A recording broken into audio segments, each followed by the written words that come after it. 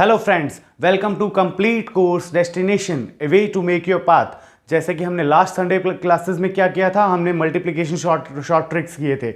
आज की क्लास में हम आपका परसेंटेज स्पेशल लेके आए हैं। ठीक है, परसेंटेज से रिलेटेड जो भी क्वेश्चंस होते हैं इस टॉपिक में हम वो सारे कवर कर लेंगे। और ये टॉपिक आपके कंपटीशन पॉइंट ऑफ व्यू से भी बहुत इंपॉर्टेंट है। कॉम्पिटिटिव एग्जाम्स में परसेंटेज से रिलेटेड क्वेश्चंस हमेशा आते हैं और आपको जो भी क्वेश्चंस आएंगे, जो भी क्वेश्चंस कॉम्पिटिटिव एग्जाम्स में आते हैं, वो सारे टॉपिक इसमें कवर अप करा दिए जाएंगे। और आपके क्लासेस में जो भी परसेंटेज के क्वेश्चंस होते हैं वो तो बहुत इजी होते हैं, वो तो क्लियर हो ही जाएंगे आपके। ठीक है, तो आज हमको परसेंटेज समझना है। ठीक है, परसेंटेज का मतलब समझो कि परसेंटेज का मतलब क्या होता है। परसेंटेज नाम से देखो, परसेंटेज, पर मतलब पर। जैसे कि आपने सुना होगा कभी भी कि बस कितनी स्पीड से जा रही है, 90 kilometre per hour, 90 kilometre per hour. तो इसको कैसे लिख सकते हैं हम, 90 किलोमीटर, इसको डिफाइन कैसे करते हैं, बटा 1 आवर। एक घंटे में 90 किलोमीटर चल रहा है। उसी तरह परसेंट एज मतलब पर सेंचुरी को ही परसेंटेज बोलते हैं। सेंचुरी मतलब 100। जैसे आपने कभी सुना होगा कि क्रिकेट में आज सचिन तेंदुलकर जी ने 100 रन, एक सेंचुरी मारी। सेंचुरी मतलब पूरे 100 रन मारे। ठीक है, सेंचुरी को 100 को सेंचुरी से डिनोट करते हैं। और परसेंटेज मतलब पर 100, कोई भी वैल्यू निकालेंगे, परसेंटेज निकालेंगे तो उसको 100 के साथ कंपैरिजन कर देंगे। ठीक है, इसका सिंबल ये होता है और वैल्यू परसेंटेज की होती है 1/100। ठीक है, जैसे कि एग्जाम्पल के लिए समझिए 50% को कैसे लिखेंगे हम, परसेंटेज की जगह 1/100 लिखेंगे और मल्टीप्लाई कर देंगे 50 से, तो 50/100 आपका फ्रैक्शन जो आएगा वो होगा आपका वैल्यू 50% ऑफ 100 की। ठीक है, तो इस तरह से आपका ये कॉन्सेप्ट शुरू होता है। एक क्वेश्चन इसका हम करते हैं समझने के लिए कि परसेंटेज होता क्या है। ठीक है, उसके बाद हम इसके थोड़े एक्सट्रीम लेवल के क्वेश्चंस करेंगे। जैसे कि पहला क्वेश्चन देखिए, पहले क्वेश्चन में हमको क्या निकालना है, परसेंटेज वैल्यू ऑफ 48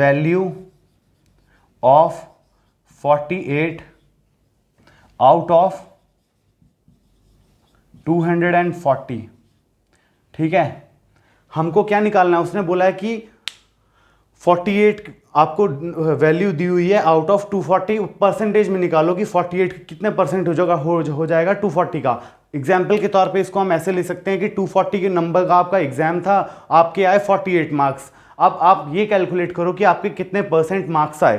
तो कैसे कैलकुलेट करेंगे, देखो एक तो सिंपल लेंथी तरीका है जिसको हम थियोरेटिकल भी कह सकते हैं। मान लेते हैं कि परसेंटेज हमारे आए कितने, एक्स, परसेंटेज वैल्यू हमारी कितनी आई, एक्स आई। ठीक है, अब देखो एक्स परसेंटेज ऑफ 240, हमको पता है कितने नंबर आए हमारे 48। हमने एक्स को क्या मान लिया, परसेंटेज वैल्यू मान लिया, और उसकी वैल्यू कितनी है 48 है। अब एक्स परसेंटेज मतलब एक्स मल्टीप्लाई बाय परसेंटेज की जगह 1/100 आ जाएगा। ऑफ का मतलब मैंने आपको बताया था मल्टीप्लिकेशन में, मल्टीप्लिकेशन होता है मैथमेटिक्स में हमेशा। यहाँ पे आ जाएगा 240 इज इक्वल टू 48। इसको फर्दर सॉल्व करोगे तो आपका क्या आ जाएगा, x is equal to 48 into 100/24।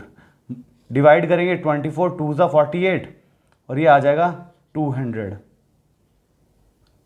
नहीं 20% आएगा, 20% आएगा। देखते हैं कैसे, हाँ बिल्कुल 20% आएगा।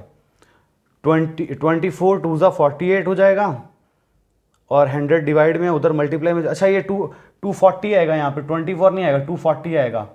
ठीक है, यहाँ पे 2 आ गया और ये 0 से 0 कट जाएगा, 24 2 ज़ा 48 आ जाएगा। तो x की वैल्यू कितनी आ गई, 20%।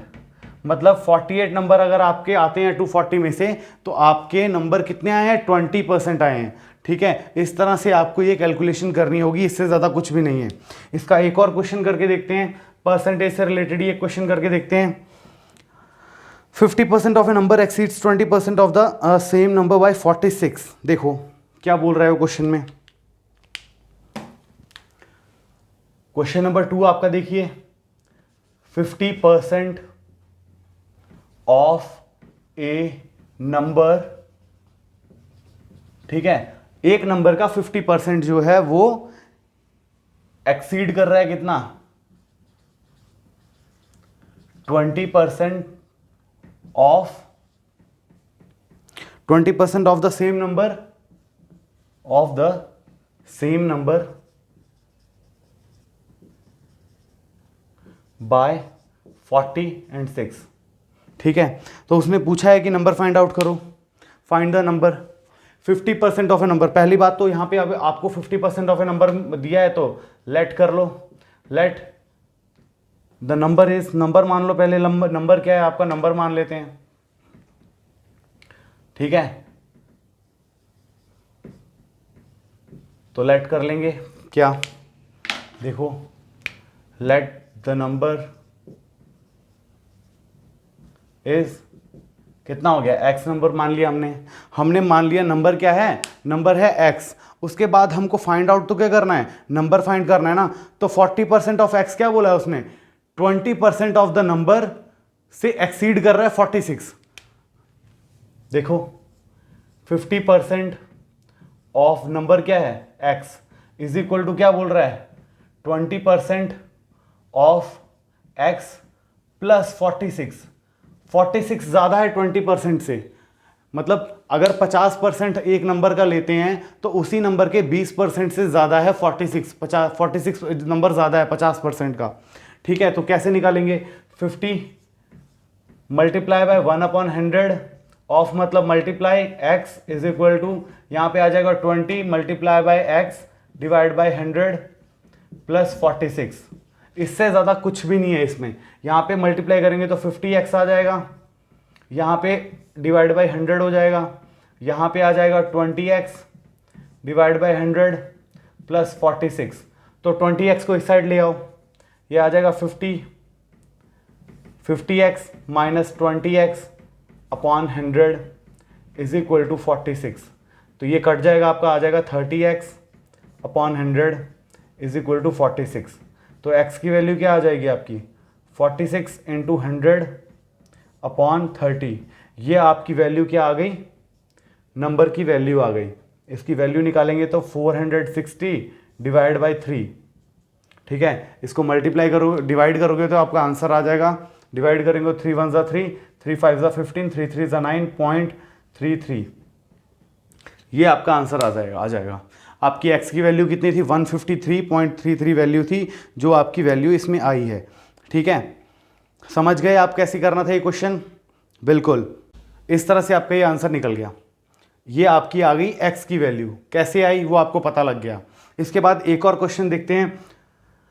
अब देखो यहाँ तक तो आपको सिर्फ परसेंटेज का मतलब समझाया था, अब देखते हैं हम कंपटीशन में कैसे क्वेश्चंस आते हैं वो डिस्कस करते हैं। ठीक है, पहला क्वेश्चन देखिए, मान लीजिए आपको क्या बोला है उसने, क्वेश्चन नंबर 3 देखिए कि पेट्रोल का प्राइस कुछ भी था। ठीक है,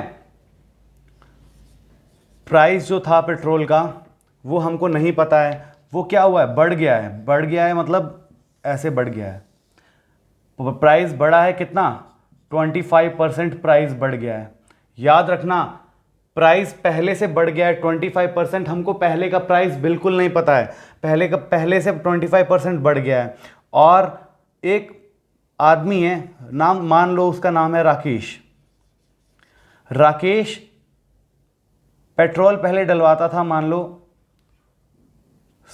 उसने कहा है कि राकेश कुछ पेट्रोल डलवाता था, हमको नहीं पता है वो कितना डलवाता था, पहले डलवाता था, अब प्राइस बढ़ गया है तो राकेश को सेम पैसे खर्चने हैं, मतलब उसकी एक्सपेंडिचर रहनी चाहिए सेम। तो सोचो उसका कंजप्शन जो कम होगा ना, कंजप्शन लो हो जाएगा, उसको सेम एक्सपेंडिचर रहने पे कंजप्शन लो हो जाएगा। तो वो पूछ रहा है कि पहले वो पेट्रोल भरवाता था तो अब उसी खर्चे में कितना कंजप्शन करेगा वो, यही उसने पूछा है, उसकी परसेंटेज हमको बतानी है। ठीक है, तो सोचो, मान लीजिए हम मान लेते हैं इसमें क्वेश्चन को कि लेट, देखो क्वेश्चन को आसान बनाना है, हार्ड नहीं बनाना है हमें। प्राइस हम मान लेते हैं पेट्रोल का पहले कितना था, 100 रुपीज़ पर लीटर था। ठीक है, तो मतलब कि 100 रुपये में कितना आता था, 1000 ml आता था, 100 रुपये में कितना आता था, 1000 ml आता था। अब क्या हुआ, 25% बढ़ गया, 25% ऑफ 100 क्या होता है 25।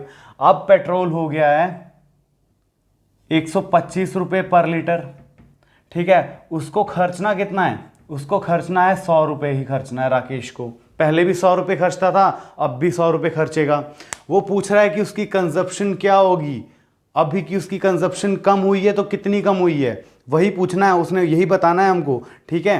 एक्सपेंडिचर सेम है उसका और कंजप्शन उसका पहले जितना था उससे कम होगा क्योंकि अब प्राइस बढ़ गया है। तो देखो इस क्वेश्चन को कैसे करेंगे, पहले आपको पता होना चाहिए कि प्राइस को मल्टीप्लाई करते हैं हम कंजप्शन से, तो आपका एक्सपेंडिचर से, ठीक है, कंजप्शन से मल्टीप्लाई करते हैं तो आपका टोटल एक्सपेंडिचर आता है। एक्सपेंडिचर मतलब कितना खर्चा हुआ, खर्चे में कंजप्शन इनटू प्राइस आ जाएगा, ठीक है। P मतलब प्राइस, C मतलब कंजप्शन और E मतलब एक्सपेंडिचर। याद रखना, ये फॉर्मूला ये याद रखना बहुत ज़रूरी है। तो पहले प्राइस क्या था आपको पता है, पहले 100 था, अभी भी हम खर्चेंगे उतना ही, ठीक है। प्राइस 100 था पहले का, अभी अगर बढ़ गया है तो ये कितना हो जाएगा 125 हो जाएगा। प्राइस तो बढ़ गया 100 से 125 हो गया। अब हमको क्या करना है, प्राइस तो सेम, प्राइस तो बढ़ गया है, अब हमको एक्सपेंडिचर सेम रखना है। एक्सपेंडिचर जितना पहले था उतना ही रखना है। तो हमारे कंजप्शन पे फर्क पड़ेगा, बिल्कुल पड़ेगा। पहले हमारा देखो एक्सपेंडिचर कितना 100 था, प्राइस कितना हुआ हमारा, पहले 100 था तो 100 इंटू 1 लीटर आता था तो हमारा 100 रुपये खर्चा होता था राकेश का। ये एग्जाम्पल के तौर पे लिया है, हमको परसेंटेज में निकालना है, वैल्यू नहीं निकालनी है। अब 100 रुपये खर्च रहा है, कंजप्शन हमको पता नहीं है, एक्सपेंडिचर फिर भी उसका 100 रुपये हो रहा है। अब खर्चा अब 125 रुपये लीटर हो गया ना तेल।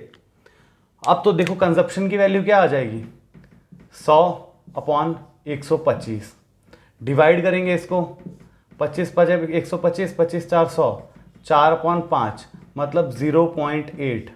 कंजप्शन उसकी कितनी होगी 0.8, परसेंटेज में चेंज करेंगे तो क्या हो जाएगा 0.8 मल्टीप्लाई बाय 100, 80%। उसकी कंजप्शन पहले से कितनी रह गई, 80% कंजप्शन रह गई। आप समझ रहे हैं ना 80% कंजप्शन का मतलब क्या है, पहले वो अगर 100 लीटर डलवाता था तो अभी वो सिर्फ और सिर्फ 80 लीटर ही डलवा रहा है, ठीक है। और प्राइस बढ़ा है कितना है 25%, उसकी कंजप्शन कितनी कम हो गई, पहले 100% थी अब 80%, 20% उसकी कंजप्शन में कमी आई है। यही चीज आपको सीखनी है इस कॉन्सेप्ट में।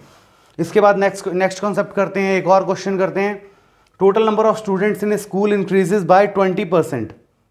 ये कॉन्सेप्ट बहुत ही ध्यान से देखना, स्कूल वाला, इसमें एनुअली इंक्रीमेंट और डिक्रीमेंट की बात की गई है। इससे रिलेटेड हम 2 क्वेश्चंस करेंगे और दोनों बहुत टू द पॉइंट और बहुत इंपॉर्टेंट होंगे। देखो 4th क्वेश्चन आपका क्या कह रहा है कि total number of students, number of students जो हैं इंक्रीज हो रहे हैं, कितने इंक्रीज हो रहे हैं 20%, कितने एनुअली। आपके पास 2016 में कितने स्टूडेंट्स थे, 600 स्टूडेंट्स थे, तो 2018 में कितने होंगे, यही पूछा है क्वेश्चन उसने। तो देखो अगर 2016 में 20% बढ़े, 2017 में भी 20% बढ़ेंगे, 2018 में भी 20% बढ़ेंगे, 2019 में भी 20% बढ़ेंगे। उसने क्या एक लाइन लिखी है कि हर साल 20% इंक्रीमेंट हो रही है, चाहे 100 बच्चा हो, चाहे 500 बच्चा हो, चाहे 1000 बच्चा हो, इंक्रीमेंट हमेशा 20% की रहेगी। यही क्वेश्चन में वो क्वेश्चन को फोकस क्या कर रहा है कि 20% इंक्रीमेंट ही हो रहा है। तो याद रखो इनिशियल स्टूडेंट्स कितने थे वो लिखेंगे, डायरेक्ट फॉर्मूला है, ठीक है। इनिशियल स्टूडेंट्स, उसके बाद कितने साल बढ़ा है 2017 में 2018 में 2 साल, तो 2 साल कर देंगे ऐसे, जितने साल बढ़ा होगा उतनी बार मल्टीप्लाई कर देंगे। अब 100 देखो 120 क्यों लिखा उसका मतलब समझो, 20% इंक्रीमेंट हुई है, मतलब अगर इंक्रीमेंट 0% होती तो 100/100 होता, ठीक है। अगर 0% इंक्रीमेंट होती तो क्या होता 100 डिवाइड बाई 100 इंटू 600, आपकी वैल्यू कितनी आ जाती 600 ही आती 0% इंक्रीमेंट पे। अगर 10% डिक्रीमेंट होता मतलब कम होते तो 100 माइनस 10 अपॉन 100, ये आ गया आपका 90/100। अगर 10% डिक्रीज होता तो 90/100 होता। अब उसने बोला 20% इंक्रीज हुआ है, तो 100 प्लस 20/100 मतलब कि 120/100 आ जाएगा। इसीलिए इसको 120 डिवाइड बाई 100 किया। ये तो एक साल का हो गया, दूसरे साल का होगा तो एक और बार मल्टीप्लाई कर देंगे, और इसकी जितनी भी वैल्यू आएगी ना वो आपकी 2018 के टोटल नंबर ऑफ स्टूडेंट्स की वैल्यू आ जाएगी। ठीक है, तो ये कितनी आएगी देखो, 2 जीरो से 2 जीरो कटा, और ये दोनों जीरो से ये दोनों जीरो कट गए। आपका आंसर कितना है, 6 इंटू 12 इंटू 12, मतलब कि 144 इंटू 6, 6 4 ज़ा 24, 4 और 2 और 6 4 ज़ा 24, 25 26, 6 1 ज़ा 6 और 6। आपके टोटल नंबर ऑफ स्टूडेंट्स 2018 में कितने होंगे, 864 स्टूडेंट्स हो जाएंगे। 2016 में कितने थे, 600 थे, और 20% इंक्रीमेंट 2017 में भी हुआ, 2018 में भी हुआ। तो वो पूछ रहा है 2018 में स्टूडेंट्स कितने होंगे, 2018 में स्टूडेंट्स होंगे 864 स्टूडेंट्स। ठीक है, इसी तरह से हम नेक्स्ट क्वेश्चन करते हैं। इसका एक और क्वेश्चन देखते हैं इसका सेम। अभी हमने इंक्रीमेंट की बात की थी ना, अब डिक्रीमेंट भी होगा। देखो डिक्रीमेंट कैसे होता है वो देखो। अब देखो आपको क्वेश्चन में क्या कहा है कि एक विलेज की पॉपुलेशन है कुछ, ठीक है, विलेज की कोई एक पॉपुलेशन है। विलेज की पॉपुलेशन कितनी है, विलेज की पॉपुलेशन है, उसने परसेंटेज में आंसर मांगा है, पॉपुलेशन उसने दी नहीं हुई है। ठीक है, फिफ्थ क्वेश्चन देखिए, पॉपुलेशन ऑफ विलेज, ठीक है, इंक्रीज हुई कितनी, 20% फर्स्ट ईयर में, और पॉपुलेशन ऑफ विलेज डिक्रीज हुई 10% सेकेंड ईयर में। अगर इसको आप जैसे मैंने पहले बताया था वैसे करने बैठेंगे डिटेल में तो टाइम बहुत ज़्यादा लगेगा। उसने पूछा क्या है कि पॉपुलेशन एक विलेज की 20% पहले साल इंक्रीज हुई और दूसरे साल 10% डिक्रीज हो गई। उसने पूछा है कि फाइनल पॉपुलेशन कितनी होगी, इसकी कितने परसेंट पॉपुलेशन इंक्रीज हुई है डिक्रीज हुई हो, परसेंटेज बता दो, या तो इंक्रीज होगी या डिक्रीज होगी। अब देखो यही क्वेश्चन हम कैसे करेंगे। हाँ देखो, परसेंटेज निकालना है तो परसेंटेज हम 100 के कंपैरिजन में निकालते हैं, इनटू 100 इंटू कितने परसेंट इंक्रीज हुआ, मैंने बताया था इंक्रीज मतलब 120/100। दूसरे साल कितना डिक्रीज हुआ, 10% डिक्रीज हुआ तो 90/100, 100 में से 10 गया तो 90/100। अब इसको कुछ नहीं करना, मल्टीप्लाई कर दो, आपका परसेंटेज में वैल्यू आ जाएगी। कितनी आई, 19 12 सा 108। 108% पॉपुलेशन पहले से है। पहले कितनी पॉपुलेशन थी, 100% थी स्टार्टिंग में, अब कितनी है 108% पॉपुलेशन है। मतलब इंक्रीज कितना हुआ, 8% पॉपुलेशन का इंक्रीज हुआ। अभी आपके पास पॉपुलेशन कितनी है, 108% है, पहले कितनी थी 100% पॉपुलेशन थी, 20% इंक्रीज हुआ और 10% डिक्रीज हो गया। ठीक है, तो उस हिसाब से 108% आपके पास टोटल पॉपुलेशन आ गई। 108% किसके कंपैरिजन में, फर्स्ट के कंपैरिजन में, तो इंक्रीज कितना हुआ, 8% का इंक्रीज हुआ पहले के कंपैरिजन में। इस तरह से इसको इंक्रीमेंट और डिक्रीमेंट में करेंगे। इसमें दोनों कॉन्सेप्ट लग गए, इंक्रीज भी हुई और डिक्रीज भी हुई, और फाइनल पॉपुलेशन का परसेंटेज इंक्रीज में हमको पता लग गया 8% हुआ।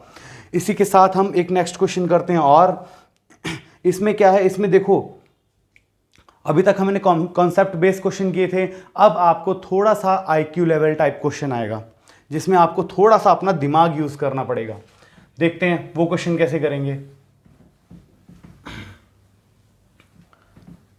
क्वेश्चन में कुछ नहीं है, बस आपको थोड़ा सा उसके लॉजिक बनाने हैं और क्वेश्चन को सॉल्व करना है।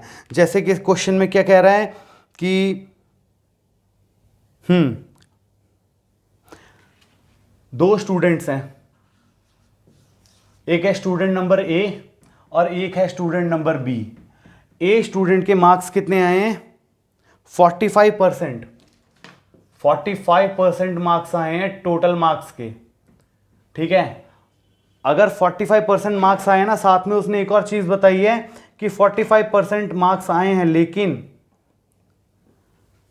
ये मान लीजिए पासिंग मार्क्स हैं। ये लाइन जो है पासिंग मार्क्स को डिनोट कर रही है,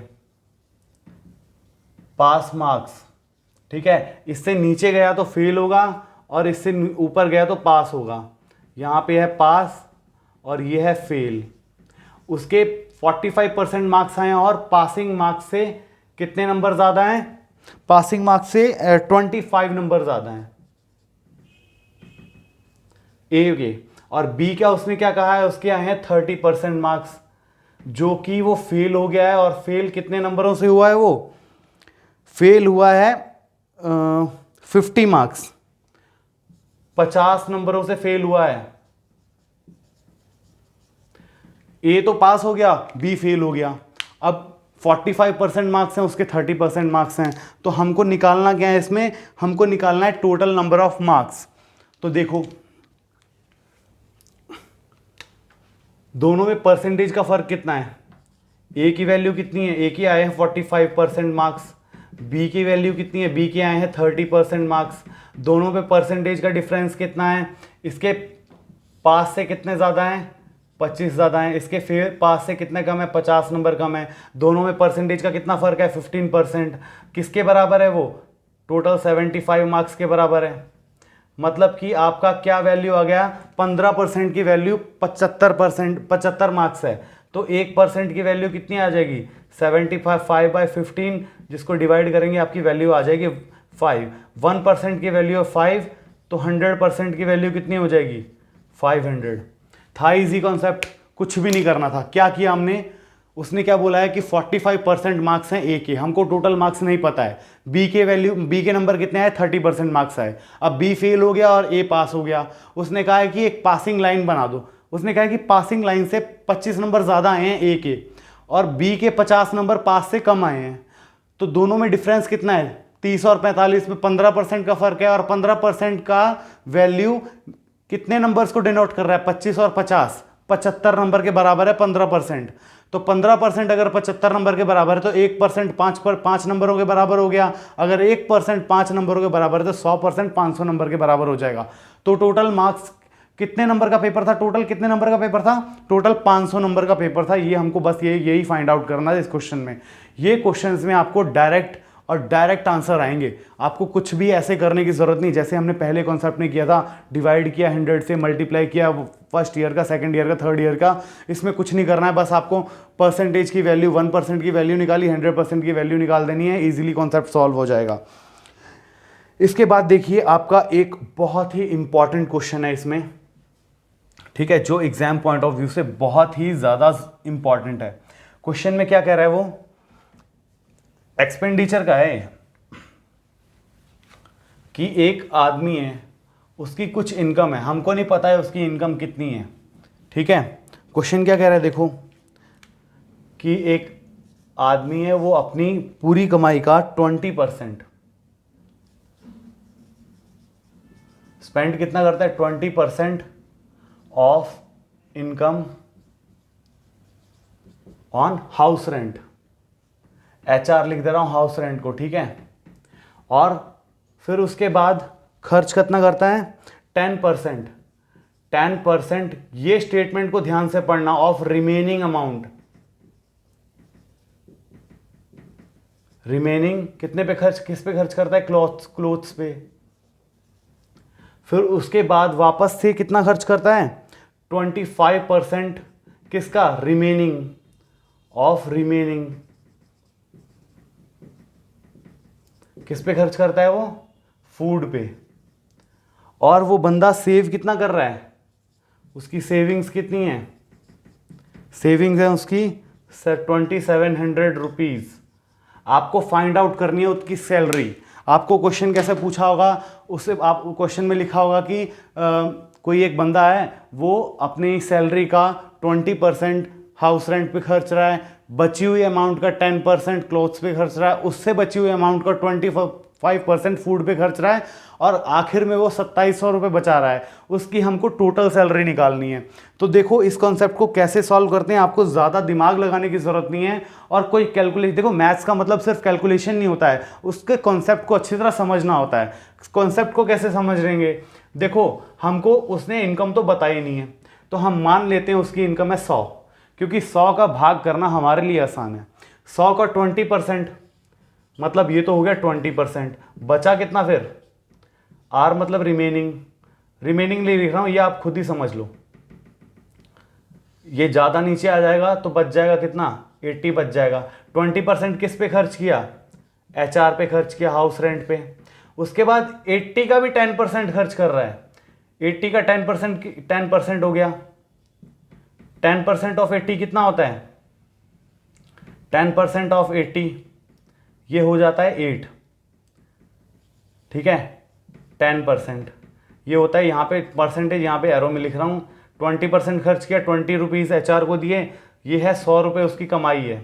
और 20 रुपीज़ उसने हाउस रेंट पे दिए, 8 रुपये दिए उसने क्लोथ्स पे, और बचा कितना, 80 में से 8 गया, 72 रुपीज़ बचा उसके पास, ठीक है। अब बचा कितना है हमारे पास, 72 का 25%,